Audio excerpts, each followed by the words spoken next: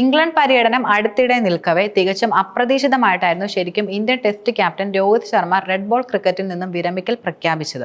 ടെസ്റ്റിൽ സമീപകാലത്തെ മോശം പ്രകടനങ്ങൾ മൂലം ടെസ്റ്റ് ടീമിൽ അദ്ദേഹത്തിന്റെ സ്ഥാനം ചോദ്യം ചെയ്യപ്പെടുകയും ചെയ്തു.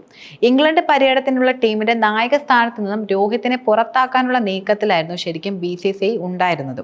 ഈ സാഹചര്യത്തിനിടെയാണ് ഹിറ്റ്മാന്റെ വിരമിക്കൽ പ്രഖ്യാപനം നടന്നത്. രോഹിത്തിന്റെ പിൻഗാമിയായി യുവ ബാറ്റിംഗ് സെൻസേഷൻ ഗില്ലിന്റെ പേരാണ് ഫേവറേറ്റായി ഇപ്പോൾ കൂടുതലും അഭിപ്രായപ്പെടുന്നത്. പക്ഷേ അദ്ദേഹത്തെ റെഡ് ബോൾ ടീമിന്റെ നായകസ്ഥാനം ഇപ്പോൾ ഏൽപ്പിക്കുന്നത് അത്ര മികച്ച തീരുമാനമായിരിക്കില്ല എന്ന വിലയിരുത്തലും കാര്യമായി തന്നെ നിലനിൽക്കുന്നുണ്ട്. ഇതിന് പിന്നിൽ നിലനിൽക്കുന്നത് പ്രധാനപ്പെട്ട 3 കാരണങ്ങളാണ്. ഏകദിന ക്രിക്കറ്റിൽ നിലവിൽ ലോകത്തിലെ ഏറ്റവും മികച്ച ബാറ്റർമാരിൽ ഉൾപ്പെടുന്നതാണ് ഗിൽ എന്ന താരം. എന്നാൽ ടെസ്റ്റിൽ സെന, അതായത് സൗത്ത് ആഫ്രിക്ക, ഇംഗ്ലണ്ട്, ന്യൂസിലൻഡ് എന്നീ രാജ്യങ്ങളിൽ അദ്ദേഹത്തിന്റെ ടെസ്റ്റ് റെക്കോർഡ് ഒട്ടും തന്നെ മികച്ചതായിട്ടല്ല നിലനിൽക്കുന്നത്. ഈ രാജ്യങ്ങളിലെ പേസും ബൗൺസും സ്വിങ്ങുകളും പിച്ചുകളും എല്ലായ്പ്പോഴും പതറിയിട്ടുള്ള ഒരു താരം കൂടിയാണ് ഗിൽ എന്നത്.